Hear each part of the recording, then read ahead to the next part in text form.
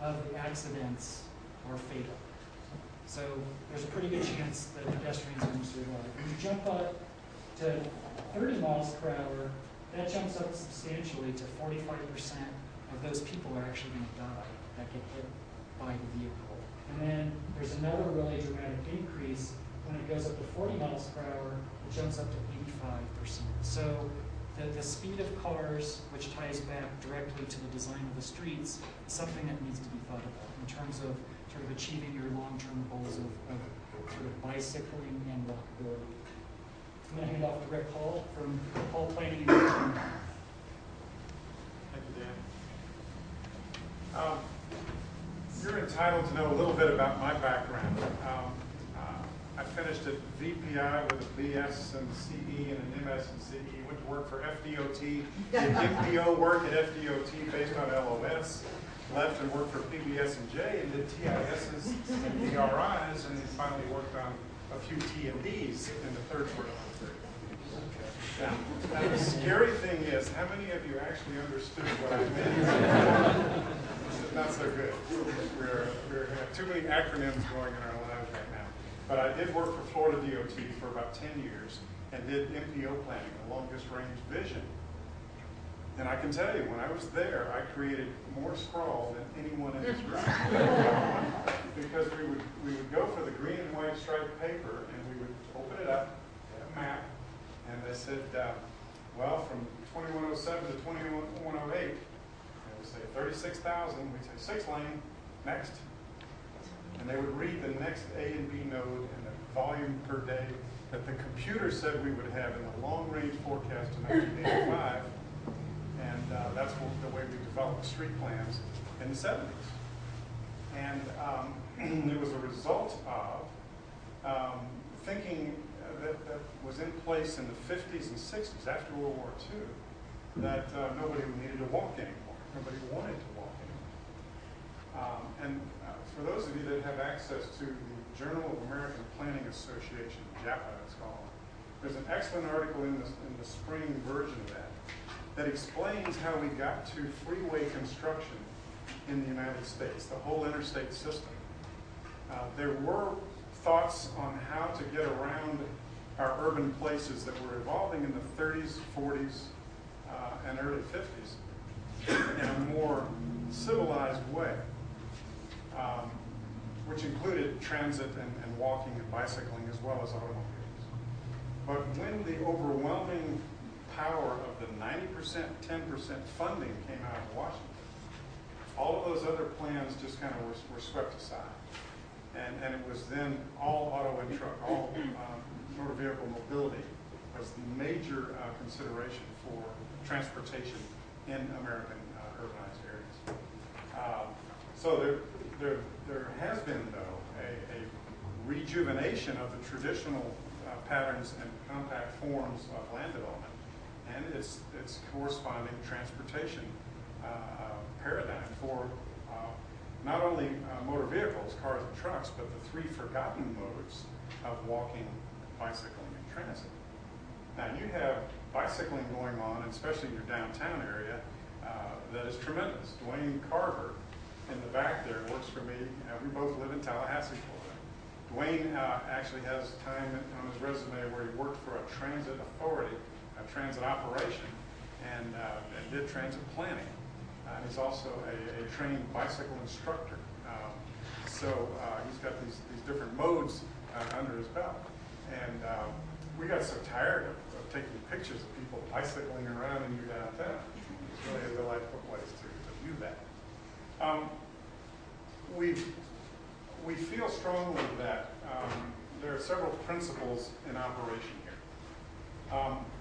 We are professional sub-consultants to urban designers like Dan and his company. And we feel it's very, very important for the transportation engineers and planners to take a subordinate role to the urban designers.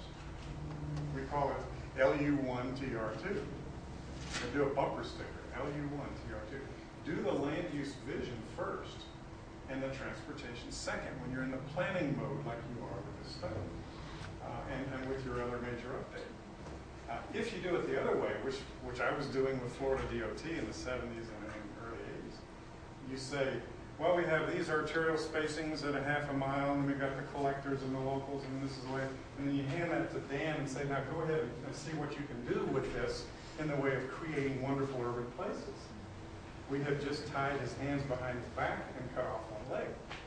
They can't perform when you put them in a binding pattern of transportation that actually dictates the urban form. So if you're planning, do the vision for the place first that you'd like to have, and then we could give you 2 or 3 different transportation solutions in the way of networks and modal balance that will achieve that vision and actually bring it forward. So LU1 TR2 is the first. The other principle is that you really have to watch out for the pedestrians. The auto-dominant suburban pattern is now the default pattern for the United States. And subsequently a lot of other countries around the world that watch movies and TVs that come from the United States. And so if you want to have great walkability and bikeability in transit, you really must put your shoulder to the wheel and be very deliberate about that. Otherwise it just won't happen. It'll flow back to the motor vehicle access. And one of the diagrams that we've seen in every single textbook, contemporary textbook on transportation planning, is this one on the left. It's the reverse curve that has arterial, collector, and local defined. And the arterial larger streets are supposed to do the function of vehicle mobility primarily, and then a little bit of land access. And what that means is that the major purpose of the arterial roads like Route 66 and your interstates is to carry motor vehicles a long distance and get that taken care of. And the local streets on the other end of the spectrum actually allow you to go from your vehicle and get access directly to your home, a building, a coffee shop, a church, a synagogue, a playground. So access is denied from most of the arterials. On the interstate, it's absolutely completely denied unless you get to an interchange. You're not supposed to hop over that fence and get into the interstate. But even in the arterial streets, it's very limited at the number of points that you can get in.